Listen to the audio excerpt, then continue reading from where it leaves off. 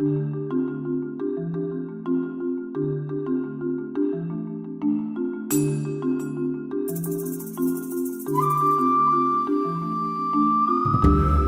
everyone, Ronnie Landis here, and I want to share someone really special with all of you. He's a good friend of mine from New Jersey, and he's a holistic health educator and coach, and quite the prolific author, and his name is Anthony Canelo. Hey everybody. How you doing? I'm doing really good now that I'm not driving. I just went across the country from Asheville, North Carolina, to Dallas, to Phoenix, and finally so happy I got the chance to come up here and take that 2-hour drive from Phoenix up here in this beautiful, beautiful place that you live right now. Yep. Yeah, I'm doing very well, and I'm very happy to be sitting. Nice. And sitting here and sitting with you. Yeah, it's a pleasure. Yeah, Sedona is an amazing place. It has an interesting kind of like inviting energy. The landscape of Sedona is pretty ridiculous. If any of you have not been to Sedona, Arizona, it's known as one of the vortexes. It's definitely one of the meccas of like energetic spots in the world. It's definitely a place that everyone needs to experience for themselves. Go out into the hikes and the red rocks and just experience kind of the magic and the enchantment that is present here. And you're kind of experiencing that now, right? Yeah, we're at 4,500 feet elevation, and the air does something to your brain. Oh yeah. Indeed. Yeah. And yeah, it is just marvelous. Every creature in this whole area has its own distinct kind of character. It's beautiful, from the trees to the people. Absolutely. Yeah. Yeah.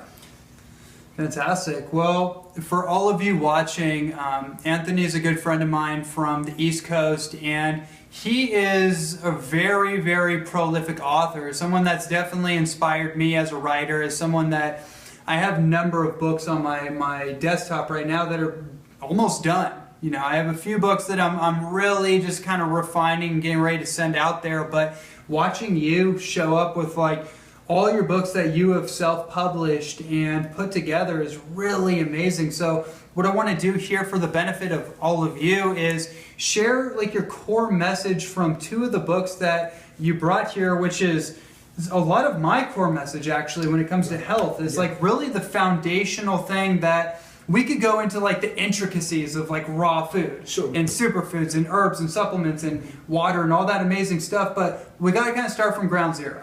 We got to start from the foundation. Well, to backtrack a little bit, I've written 12 books, co-authored 1, and compiled 2. And I'm 28 years old, close to your age, and you're a prolific author yourself.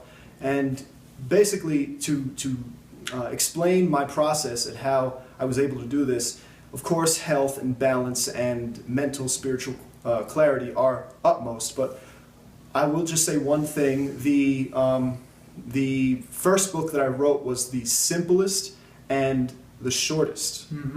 I didn't try to come out with a Mona Lisa on my first Unlike try. me, that was my whole thing. And come out with the tome first. And I was very fortunate to do that because it allowed me to be humble. And then my second book was a little bit longer, and my third book a little bit longer still.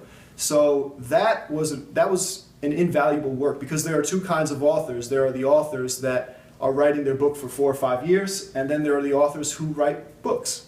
So it was very, very valuable for me just to have that. And my first book was on folk remedies like baking soda, vinegar, and sea salt. It's still my bestseller. But I worked in a place called the Phoenix Institute of Holistic Health. It is in New Jersey, and my beginning years were pretty much fraught with challenges trying to relate to people who were in dire straits, sick, and I didn't know how to do it. And I realized, over time, that health and holistic health is too obvious for people. It's too obvious. The importance of hydration, the importance of good sleep, of good restorative healing, of good breathing, of good diet, exercise. This stuff in people's life, the reason people don't gravitate toward it is not because it's hidden, it's just too out in the open. it's too blatant Right. a move. It's too bold a move. It's too obvious for people to see. So Right. what I started doing was writing small books about folk remedies, this and that. And then I realized, and something I know you have realized, is that the best way, the best strategy to couple a too obvious problem is to bring a too obvious solution. And that too obvious solution is the Nature Pyramid philosophy. And that's the first book that I wrote. Yeah. And if you can't see it, it's here. So, too obviously, this is health. Health is, of course, diet and exercise, but health starts with your breathing, your respiratory system. Health is predicated on your sleep, your parasympathetic, your nervous system, how you heal at night, because there's nothing more healing than a good night of sleep. Nothing. And then hydration, because if without hydration, you're going to have indigestion no matter what food you put in your body. And attitude, of course, is extremely important. And that attitude encompasses love and community and relationships and personal responsibility. It's all attitude. Diet, of course, exercise, of course, and environment. And these are the 4 phases of change. The cornerstones of the Nature Pyramid are elimination, evolution, hygiene, and creative energy. And briefly, what those mean, in order to change, the first thing we have to do is get rid of the stuff in our life that's destroying us. That's right. Get rid of the cause of our suffering. So we eliminate that, and the symbol is a fire, because the fire represents to me a will to live. And anyone who's watching this probably understands that in order to really uproot yourself from your habits, what's doing it? It's a will to live, and to live fully. And Yeah, I just wanted to say what that reminds me of when I see the fire is also the overheating that typically happens in people in the Western society. We're very sympathetic dominant, we're fight or flight, so the system is overheating. That's why like vegetable juice and raw food is so amazing, because it actually cools the system. So we're very yang dominant. yeah, and it's amazing how you can take that and totally flip the concept, and yet I still agree. It's absolutely Which actually true. causes people in a lot of cases to become constipated. Yeah, right. So that's interesting to me. Along with a host of other problems. Right. Yeah, so the fire has to be regulated. Right. And then once we regulate the fire, not too bright, not too dim, we're able to see our options. And that's what evolution is all about. It's about exploring your options, because as I've been watching your videos, and I know that your personal constitution is the thing worth exploring, the thing worth experimenting with. And so we have to, as people, once we uproot ourselves from the habits that are destroying us, we have to then search out options in order to discover what works best. So that's like the principle of uniqueness. Exactly. Right. Exactly. And that uniqueness is not dogmatic, it's not consumerized, it's not homogenized. It's not consumerized. Ooh, that's a good word. It's futurized. And if I may, it's futurized. Totally. And from there, we then discover the things that really make us tick. Like, I know for me, a liquid breakfast before 12 noon every day really works for me. That works for me. It might not work for someone with glucose intolerance issues, but it works for me. So that's my hygienic protocol. And in my book, there's a page where you can scan the QR code and you'll be able to access your own free document that you can use to help you discern what your own hygienic protocol can be, what is right for you. I know that for me, I like listening to comedy, and I love comedians, and I love listening to them at night. It helps me relax, but it may not work for Bill Cosby or Jerry Seinfeld. Right. That's like working at night. Right. So, everyone has a unique thing that they do. And then the 4th cornerstone of the Nature Pyramid philosophy is creative energy. And I would say next to elimination, it's the most important, because once you have health, once you have a measure of balance in your life, what you do with it is paramount to keeping it. How do you channel that life force energy once it circulates? Right? Exactly. That's a very like Taoist principle, in Yeah. herbalism too, is the whole idea behind it. We get so compartmentalized and so materialistic in our society where the nutrient or the supplement or that's the thing, but it's not so much how does this function for your purpose. Right. How does it help you express your life force energy? I think that's what you're touching on. That's what I'm interpreting, and we have a very similar philosophy. There is like the food is amazing, but it's only the fuel for that creative magnificence that wants to express through you. And the reverse principle, of course, is if you eat a lot of good foods and you are well hydrated and you're balanced in most of these metabolic needs, then what happens when you start taking a downward spiral? If you still do drugs, if you still do things that are run counter to what your body needs. Right. And so creative energy, and a lot of artists are like this. They have that creative energy. It's usually genetic in them. It's natural, and they work at it and they work to cultivate that creative energy. But they ruin it. Right. And it's pretty common, from all. Absolutely. Yeah. And but then going back to what you were saying with channeling the life force, and that is a great theme to touch on. That you do touch on very often. The creative energy, there's a quote, and it's slipping my mind. It's no earthly good, all heavenly glory, no earthly good. That's the quote. Is that like what's coming to me is like head in the clouds, feet on the ground? Exactly. Okay. It is it's a central concept in the Taoist philosophy, and it's also a central concept in European alchemy. Mm-hmm. There's a play called Percival, and in that play, they say they are discussing the Holy Grail, which we know is creative energy, and they're saying, when you have the Grail, who does the Grail serve? Right. Does it serve only yourself, or does your cup runneth over? And so the whole point, the greatest thing we can do with our creative energy after we have eliminated, experimented, practiced, is to allow and try to understand how our cups runneth over. Yeah. Yeah. So how are we basically? How are we, facilitating that energy? How are we cultivating it? Are we practicing the art of nourishing life, or are we possibly, you mentioned we could be tuning up our diet, but we could be detracting from that life force potential in other destructive ways. Right. Which I actually find a lot in the raw food world and just the health world in general is that we do something really, really good, but then we have this backslide behavior. Right. It might be smoking marijuana or alcohol or whatever. Sure. And that's to each their own, but understanding that the more sensitive you become in your body through decreasing the density and the obstructive foods, your body picks up and reacts to those detracting behaviors differently. You're not numbed out. Your nerve insulation isn't numbed the same way. So it actually can have an amplified and detracting effect when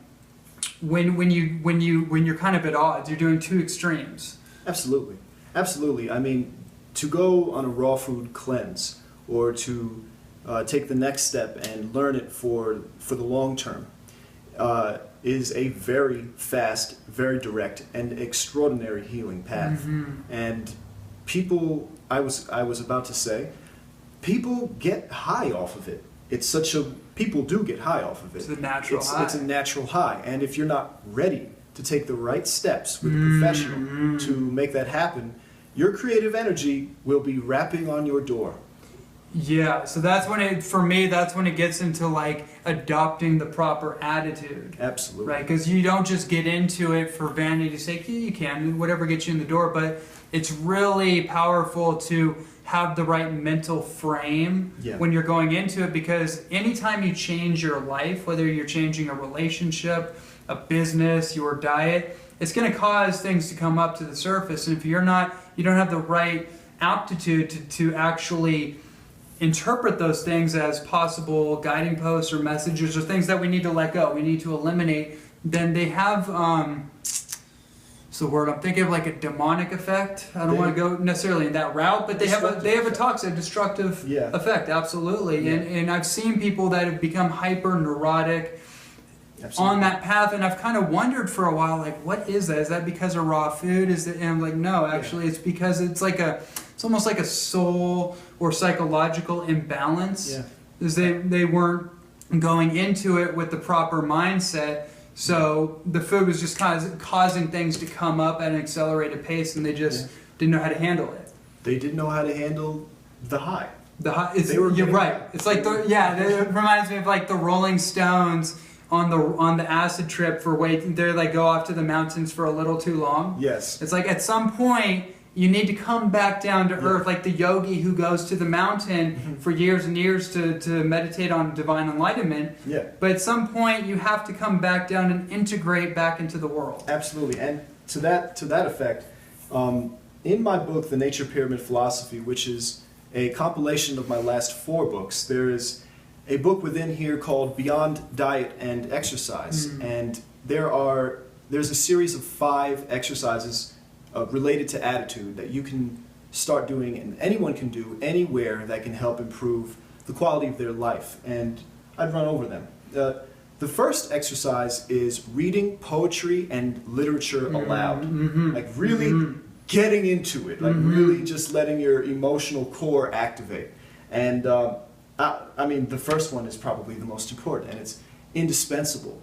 I personally love reading Byron and Shakespeare and the people who create the English language from the baseline. And the second exercise after you activated your emotional core is tracing with a tracing paper great works of art, and breathing and being very still, very quiet. It's absolutely male brain. It's very logical and focused and consistent. And then the third exercise is writing a list of what you want. So it's melding right and left brain. Writing down what you want. And this is very common. I'm sure a lot of your audience knows about this exercise, but I recommend people do it for at least 2 hours and do it with the consciousness of, I'm writing what I want because I'm trying to discover what I lack. Because our desires are, after all, self-contrived lacks. And the fourth exercise is taking it to the streets, going into your house, going into your closet, and cleaning everything out. Cleaning your room, because it really helps with every aspect of life if you have room. And then the fifth exercise is writing a schedule for your day. So that's after you've activated your emotional core, your focus, your desires, you're clear on what you want, you have the space to grow, and you just go for it.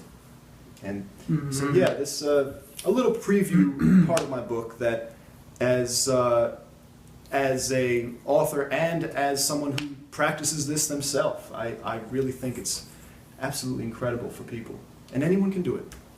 Fantastic. That's really powerful stuff. Thank you. Totally. Those are things that are installations in my own rituals, things that we can all focus a little more with, a little more intention, a little more emotional engagement. Really powerful stuff. Yeah. So we're kind of down to the wire here. I would love to talk a little bit about this book and this message, because this is something that's been coming up for me more and more as I talk more about hormonal balance and really getting to the root of why we're so flipped up inside down. Yes. Obviously, there's toxicity, diet, and everything, but one thing I notice is that we are sleep deprived, we are overstimulated, stressed out. Yes. Let's talk about this one. And the only thing that I can say after you say that is why. Why are we sleep deprived? Why are we stressed out? And that's a very important thing to investigate. And I would say, and of course this is my perspective, based on my research and my experience with people, that the reason why we have such a pandemic of insomnia is that we have blood sugar issues, we have poor eating rituals, we eat late at night when we shouldn't, and so obviously if you have a whole apple pie before you go to sleep tomorrow, you're going to have problem 1 and 2. And then a very small cross-section of people have problems with radiation, Yeah. EMFs and the like. So about this book, 2 things. It has about 5 dozen sleep remedies, and not a lot of them cost money at all. In fact, there's blindfolded yoga, there's experimenting with different surfaces, earplugs, the whole works. I mean, I'm a really big believer in traditional folk medicine. So there's that. And then the next thing about this book is that a lot of people come up to me and they have a smile on their face, and I love to see it, and they say, you know, I sleep great. And that's great. However, melatonin, your natural production of melatonin with age will decrease, no matter who you are. That's why most elderly people wake up every 90 minutes. It's not because there's something wrong with them, it's because they're at the tip of their sleep cycle, which is 90 minutes long.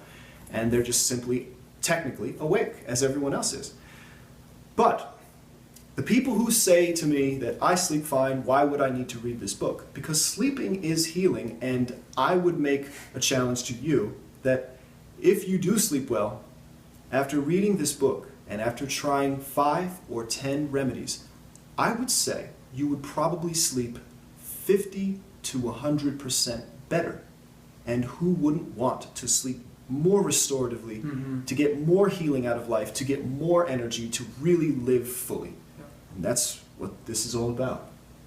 Fantastic. Thank you, man. Really amazing work. I'm just really inspired by what you've put together. It's definitely, 28 years old. I'm 29, about to turn 30. It's really amazing that we can collaborate and kind of cross communicate on what we're doing, what we're focused on, because I really do believe us and many other people out there, as well as all of you listening, no matter what your age, it's not about ageism, it's just about your role in this cosmic play that's taking place and how you see yourself. And we're all the leaders of the future, of now leading into tomorrow. So it's kind of how I like to look at it and look at these partnerships and sorts that we're developing and getting our messages out there. It's very universal, and you've created some amazing work. So for all of you out there, I hope you got a lot of value out of this. I definitely picked up a few things that I'm going to install into the fabric of my rituals, and I hope you guys do too. So is there any last words you want to say to everyone out there? I just want to say thank you for taking the time to listen to me and continuing to listen to Ronnie. And we are absolutely 100% hard at work and dedicated to making better lives for ourselves and, of course, for others, so that our cup can hopefully runneth over, right? Absolutely. Yeah. Right on. Thanks so much. You got it, Ronnie. We'll see you guys next time.